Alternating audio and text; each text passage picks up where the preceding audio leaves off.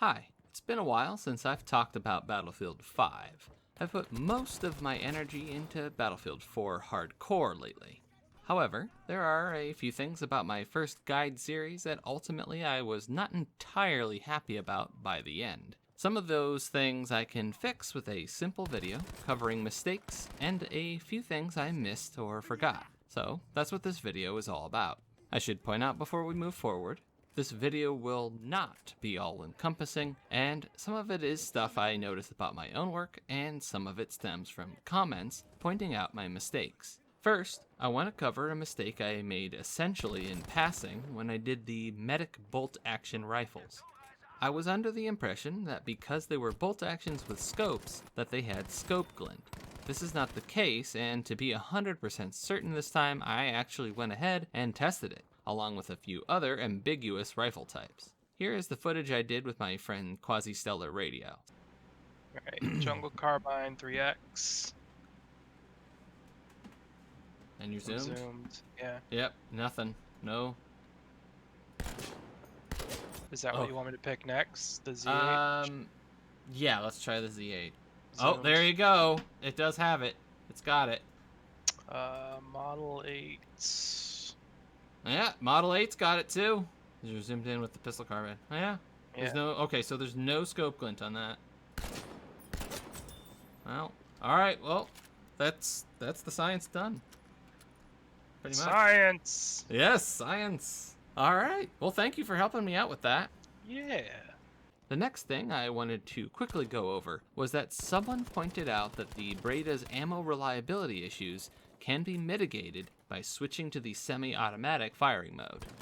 This slows down your ammo consumption and reduces recoil, meaning more of your follow-up shots will likely hit what you're aiming at, two effects that can compound on each other and seriously improve how the weapon plays. And actually, while I probably should have made this suggestion, I also disagree that it alone makes the problem really go away.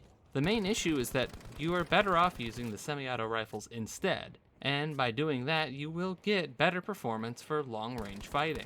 The whole point of having access to automatic firing modes, whether it be full or burst fire, is the improved resulting time to kill, especially in medium and closer ranges, where that terrible reload speed comes into play. You could say this makes the Breda a more range-flexible gun, but it really ends up slightly below average for a lot of situations. And you really want your jack-of-all-trades to be a little better than average to be really worthwhile, since you are likely to be going up against specialist weaponry. The third thing I wanted to go over relates to the Model 37 shotgun. Something I literally did not realize and feel a tad foolish about is the Model 37 is technically full auto. You can hold the trigger down, you don't have to click for each shot, which lets you more easily achieve its maximum firing rate. It doesn't change my suggested build or anything, but I feel it's something I wish I had mentioned in my shotguns episode. Now I have mentioned it. Moving on.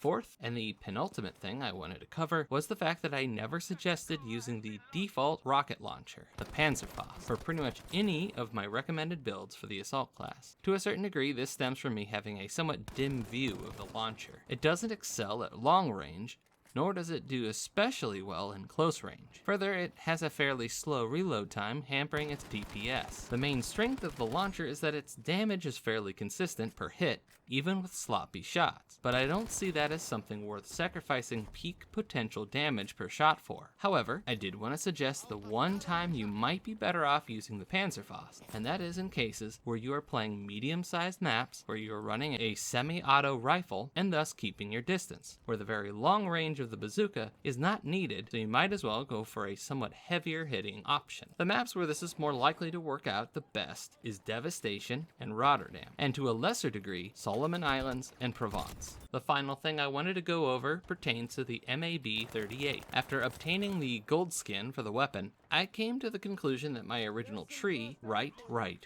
was probably not a solid suggestion.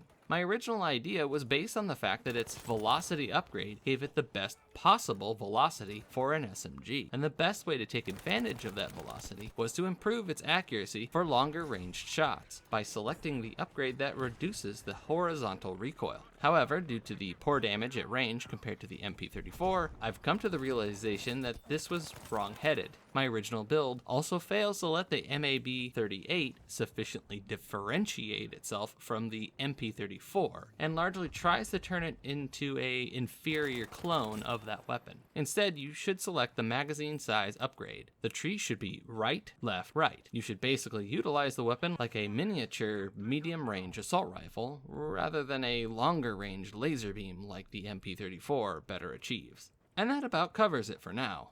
Thanks for watching.